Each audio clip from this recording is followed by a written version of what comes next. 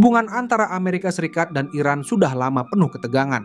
Sejak revolusi Iran 1979 hingga perang proksi yang tak kunjung padam di Timur Tengah. Namun, sejak kembalinya Donald Trump ke Gedung Putih pada Januari 2025 untuk masa jabatan keduanya, ketegangan ini kembali berada pada titik didih. Dalam beberapa bulan terakhir, krisis internasional meletus setelah Trump memerintahkan serangan langsung ke 3 fasilitas nuklir Iran dalam operasi militer yang kontroversial. Pernyataan terbaru Trump bahwa Amerika Serikat akan menyerang Iran lagi jika perlu memperkuat kesan bahwa konflik ini belum selesai dan bisa saja menjadi pemicu perang yang lebih luas, tidak hanya antara dua negara, tapi juga melibatkan kekuatan global lainnya. Pada 22 Juni 2025, Presiden Trump memerintahkan serangan presisi terhadap 3 situs nuklir penting milik Iran, Fordow, Natanz, dan Isfahan. Serangan itu dilakukan tanpa deklarasi perang resmi dan menggunakan jet siluman B-2 serta raudal Tomahawk dari kapal selam kelas Ohio yang ditempatkan di Laut Arab. Trump menyebut operasi ini sebagai pembalasan terhadap pelanggaran Iran atas batas pengayaan uranium dan sebagai peringatan terakhir. Ia mengklaim bahwa kemampuan Iran untuk memproduksi senjata nuklir telah dihancurkan total. Meski Trump mengklaim keberhasilan total, sejumlah laporan menyebutkan bahwa hanya Fordow yang mengalami kerusakan signifikan. Natanz dan Isfahan dikabarkan mengalami gangguan teknis tapi tidak lumpuh total.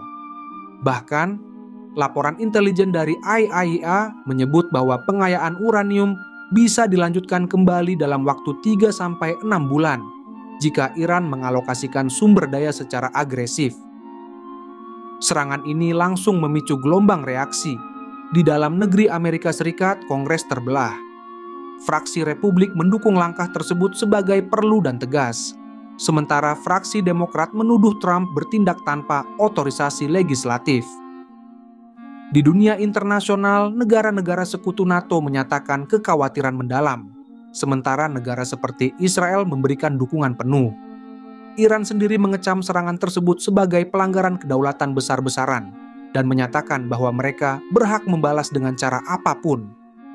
Beberapa hari setelah serangan, dalam sebuah wawancara Trump menyatakan secara gamblang, pernyataan itu tidak hanya memperjelas sikap Trump terhadap Iran, tetapi juga mengirim pesan tegas kepada negara-negara lain bahwa Amerika Serikat di bawah kepemimpinannya tidak akan ragu menggunakan kekuatan militer untuk mencegah penyebaran senjata nuklir.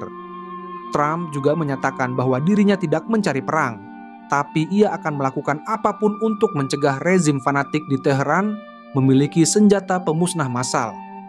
Pemimpin tertinggi Iran, Ayatollah Ali Khamenei, menanggapi serangan dan ancaman Trump dengan nada keras. Dalam pidato publiknya, ia mengatakan, "Kami tidak takut pada rudal, jet, atau retorika Trump.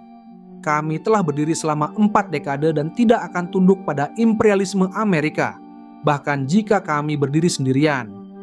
Iran kemudian menyatakan penghentian kerjasama dengan IAEA serta meningkatkan aktivitas rudal dan proksi militernya di kawasan seperti Suriah, Yaman, dan Lebanon. Dalam waktu seminggu setelah serangan Amerika, rudal balistik Iran menghantam pangkalan militer Amerika di Qatar. Meskipun tidak menimbulkan korban jiwa besar, serangan ini menunjukkan bahwa Iran masih memiliki kapasitas untuk membalas dan siap untuk konfrontasi terbatas, bahkan ketika di bawah tekanan berat. Kebijakan luar negeri Trump terhadap Iran mengikuti pola maximum pressure yang ia terapkan pada masa jabatan pertamanya. Sanksi ekonomi yang menyasar sektor energi, keuangan, dan militer Iran dikombinasikan dengan isolasi diplomatik.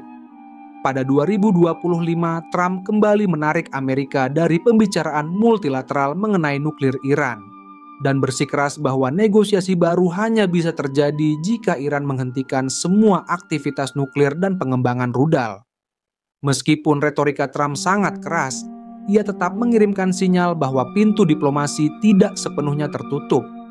Beberapa laporan menyebutkan bahwa Oman dan Swiss kembali berperan sebagai mediator rahasia antara Washington dan Teheran. Namun, hingga saat ini tidak ada tanda-tanda bahwa negosiasi akan dimulai dalam waktu dekat. Yang jelas, situasi saat ini sangat rapuh. Dunia menyaksikan permainan kekuasaan antara dua negara yang saling curiga dan bersenjata lengkap. Apakah Trump akan kembali menggunakan militer? Apakah Iran akan memilih jalur diplomatik atau perlawanan terbuka? Masa depan hubungan internasional. Di satu sisi, Trump tampak yakin bahwa kekuatan militer bisa menciptakan stabilitas. Di sisi lain, Iran tidak menunjukkan tanda-tanda akan menyerah di bawah tekanan. Ketika diplomasi terjadi di bawah bayang-bayang bom dan rudal, pertanyaannya bukan hanya apakah perdamaian mungkin, tapi juga seberapa besar harga yang harus dibayar untuk mencapainya. Di sisi lain, Iran telah mengganti beberapa sistem pertahanan rudal yang rusak akibat dibombardir Israel selama perang 12 hari pada bulan lalu. Israel telah meluncurkan kampanye pengeboman mendadak yang belum pernah terjadi sebelumnya terhadap Iran pada pertengahan Juni, yang mendorong Teheran untuk merespons dengan gelombang serangan rudal dan pesawat nirawak.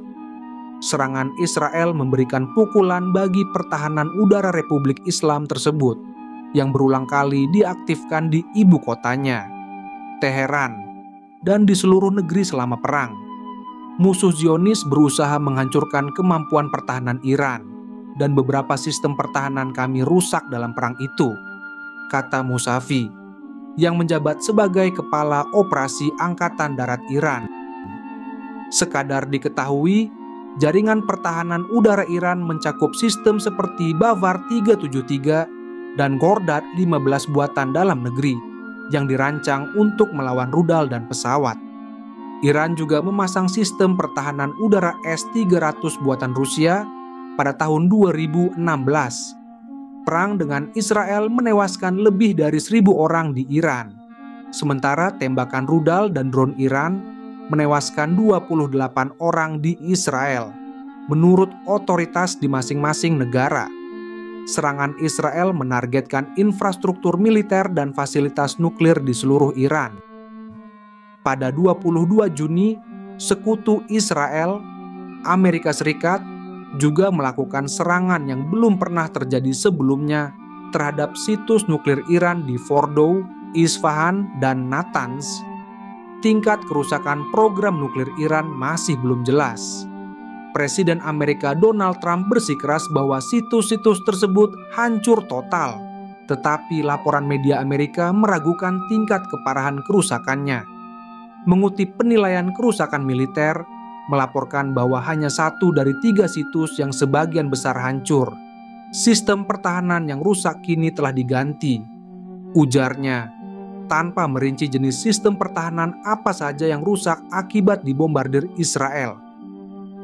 Iran dan Israel yang ditengahi Amerika sepakat gencatan senjata dan mulai berlaku sejak 24 Juni. Setelah gencatan senjata diumumkan, Perdana Menteri Israel Benjamin Netanyahu berjanji untuk mencegah Iran membangun kembali kemampuan nuklirnya, sehingga meningkatkan kemungkinan konflik baru. Pada awal Juli, Menteri Pertahanan Israel, Israel Katz, mengatakan bahwa Israel sedang merumuskan rencana untuk memastikan bahwa Iran tidak dapat mengancam Israel lagi.